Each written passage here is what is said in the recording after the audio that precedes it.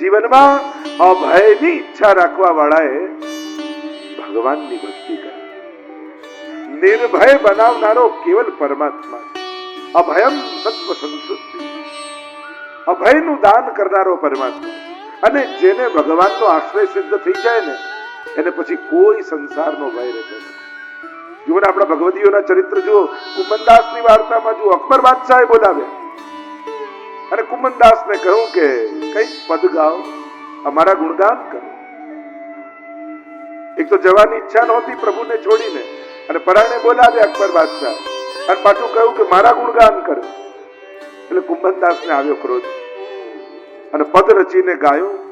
ભક્તન કો કહા सीकरी काम, आवत जात पनैया टूटी, बिसर गयो हरि नाम, और जाको मुख देखे दुख उपजत, ताको करनो પડ્યો પ્રણામ. અરે જેનું મુખ જોઈને દુઃખ થાય એને પ્રણામ કરવું પડે. બે ક્ષણ તો રાજા ક્રોધાયમાન થઈ ગયા. સમજમાં આવ્યું આ તો ભગવદી છે, આને કોઈ લાલસા નથી તો મારી પ્રશંસા શા માટે કરે. પ્રસન્ન થયા રાજા. કહ્યું કે કુમદાસ મારી પાસે કંઈક માંગો, હું તમારા પર ખુશ છું. અને હવે તો વધારે નારાજ થયા કુંભનદાસ. અરે અમે ઠાકોરજીના ભરોસે જીવનારા, અમે સંસારના લોકો પાસે ક્યાં હાથ ફેલાવા. પણ કહ્યું કે કંઈક માંગો. ત્યારે કહ્યું કે મહારાજ હું કંઈક માંગીશ તો આપને ખોટું લાગે. અરે ના ખોટું નહીં લાગે, તમે કહો એ આપીશ. અને ત્યારે કુંભનદાસે કહ્યું કે મહારાજ આપ આપવા જ ઈચ્છતા હો તો એટલું જ માંગુ છું કે આજ પછી મને બોલાવતા નહીં અને તમારો ચહેરો બતાવતા નહીં. અને ત્યારે અકબર બાદશાહ સમજી ગયા કે ભગવાનથી દૂર થઈ ભક્તોને બીજું શું જોઈએ. એમને તો પ્રભુનું સાનિધ્ય જોઈએ છે. પ્રભુથી દૂર થવું એમને ગમતું નથી. મેં અહીંયા એમને બોલાવીને અપરાધ કર્યો, એમને ઠાકોરજીથી દૂર કર્યા. નિર્ભયતા આવી જાય. ભક્તિ આવે ને પછી માણસ નિર્ભય બની જાય. એને કોઈનો ડર ના રહે. હરિનો માર્ગ છે સુરાનો, નહીં કાયરનું કામ જો, અને પ્રથમ પહેલા મસ્તક મૂકી વળતી લેવું નામ. જયરામભાઈ પણ એટલે જ કહ્યું ને કે હરિનો માર્ગ સુરાનો, ડરપોકોનો માર્ગ આ નથી. તો ઘણા ને એમ થાય કે સેવા પધરાવી તો લોકો નામ થશે, બ્રહ્મ સમન લઈ તો ઘરના લોકો આમ કહેશે, આ કરીશ તો આમ થશે. જે બધાનું વિચાર્યા કરે ને એ જાતનું કલ્યાણ ન કરી શકે.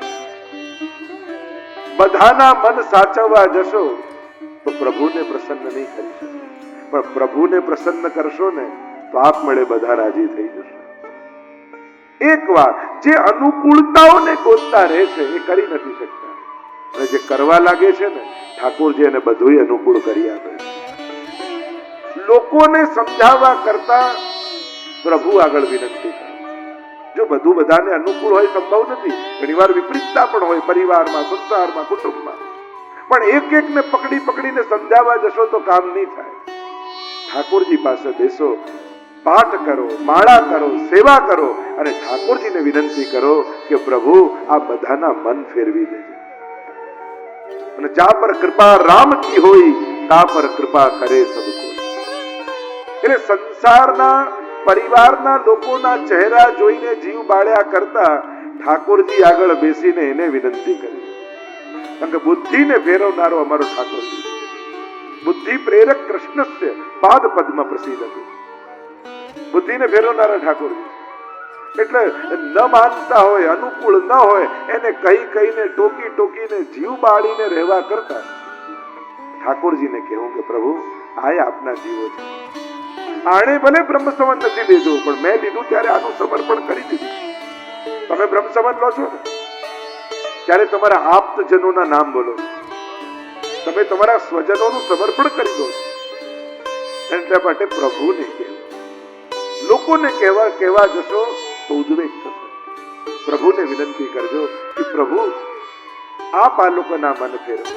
અને જોજો ઠાકોરજી એવી કૃપા કરશે ને ક્યારે ન આવતા હોય એમના ધીમે ધીમે મન બદલાવા લાગશે. મને તો રોજ પ્રસાદી ઠાકોરજીની ધરેલી મિશ્રી હોય ને એ બધાને પ્રસાદ રૂપે આપે. ભગવદ પ્રસાદ પણ મનમાં જશે ને, એના અંદર જશે ને તોય બુદ્ધિ ફેરવા. પણ હવે આ માનતા નથી, આ કરતા નથી ને એમ કરીને ઘણા લોકોને જો એ જીવત બાળ્યા કરે. એનાથી તો તમારી ભક્તિ છૂટી જશે. આ અમારો લાલન પ્રસન્ન થશે ને. જો બાળક જન્મ્યું હોય ને ત્યારે નાનકડું હોય, 1 મહિનાનું, ચાલતું ન હોય, બોલતું ન હોય, એટલે મા પાસે જ રહેતું હોય. એટલે બાકી બધાને બાળક થયો એનો આનંદ હોય, પણ બહુ વહાલ ના આવે, કારણ કે હજી એના ખોળામાં આવ્યું ના હોય. થોડુંક મોટું થાય, ઘૂંટણીએ ચાલતું થાય, અને ધીમે ધીમે દોડતું દોડતું દાદાના ખોળામાં જાય, ભાઈના ખોળામાં જાય, એટલે બધાને ગોદમાં લે એટલે ધીમે ધીમે વહાલ આવવા લાગે. અને પછી તો બધા કહે આજે તો હું રમાડીશું, હમણાં મને આપો. પછી તો બધાને પ્રેમ આવવા લાગે. એમ તમારી સેવામાં પહેલા કોઈ ના આવતું હોય, પછી ધીમે ધીમે પરિવારનો એક વ્યક્તિ આવે કે લાવ હું જારીજી ભરું, લાવ હું બહાર જાઉં છું, ઠાકોરજી માટે કઈ લાવવાનું છે.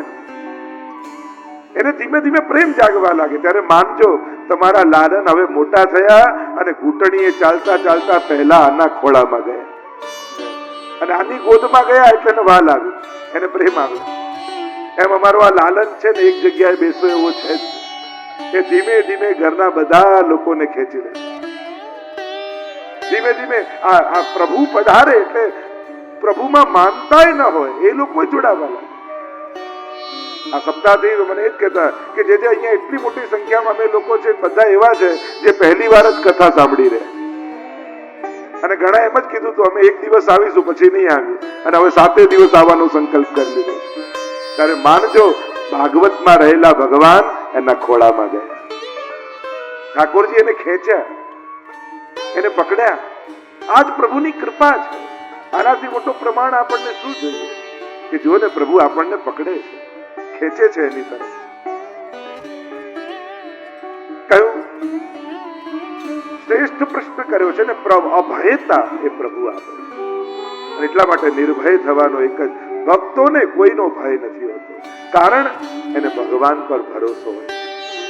જેટલો ભરોસો કમજોર એટલી ચિંતા મોટી, અને જેટલો ભરોસો મોટો એટલી ચિંતા નાની. દ્રઢ ચરણ કેરો ભરોસો. વલ્લભના ચરણોમાં અનન્ય ભરોસો છે એટલે કોઈનો ભય નથી. એટલે હવે સાહિત્યકારો એમ કહે ને કે ભગવાન પાસે જઈને એમ ન કહો કે મને બહુ મોટું દુઃખ છે, પણ દુઃખને જઈને કહો કે મારી પાસે બહુ મોટો ભગવાન છે. મારો ભગવાન બહુ મોટો છે, એની આગળ તું બહુ નાનો છે. અભયતાનો માર્ગ બતાવ્યો છે, અનેક પ્રકારની ચર્ચા કરી છે. કહ્યું 7 દિવસ તો ઘણા છે, 2 ઘડીમાં ઉદ્ધાર થાય એવી ઘટનાઓ છે. અનેક પ્રકારના પ્રશ્નો કર્યા છે. સૃષ્ટિ વિષયક પ્રશ્ન કર્યો, સૃષ્ટિનું સર્જન કઈ રીતે થાય છે. અનેક પ્રકારની સૃષ્ટિના સર્જનની કથા કહી છે. કથા કહેતા પહેલા સુખદેવજીએ રાધાજીનું સ્મરણ કર્યું છે મંગલાચરણમાં. વિદુર કાષ્ઠાય મુહુપયોગી નામ નિરસ્ત સામ્યાતિશયેન રાધસા. એમ કહેવાય છે કે રાધાજીનું નામ ભાગવતજીમાં નથી, પણ મહાપ્રભુજી સુબોધનજીમાં આજ્ઞા કરે છે કે આ દ્વિતીય સ્કંદના મંગલાચરણમાં સુખદેવજીએ રાધાજીનું સ્મરણ કર્યું છે, રાધસા કહી. મહાપ્રભુજી કહે આ રાધસ નામની એવી અલૌકિક શક્તિ છે જેની સાથે પ્રભુ વૈકુંઠમાં અલૌકિક વિહાર કરે. સુખદેવજીના ગુરુ છે રાધાજી. સુવા પડાવત સારંગ નૈની, આપણે ત્યાં પદ આવે છે. રાધાજીના હાથમાં એક સુખ બેઠું હોય છે, અને આખી રાત્રિ ને દિવસ જે લીલા થઈ હોય એ લીલા રાધાજી એ સુખની આગળ અવગાહન કરે, અને પછી સુખ અહર્નિશ એનું ગાન કરે છે. ભાગવતજીમાં તો સુખદેવજી પાસે બહુ સમય નહોતો, અને રાસલીલામાં ગોપીઓ દોડી, એમાં તો પરીક્ષિત મહારાજે પ્રશ્ન કરી દીધો કે ગોપીઓ કાંત ભાવથી પ્રભુ પાસે કેમ દોડી, અને જ્યાં શંકા કરી એટલે સુખદેવજીએ ત્યાં જ કથાને વિરામ આપી દીધો. એટલે બધી લીલાઓનું વિસ્તારથી વર્ણન ન કરી.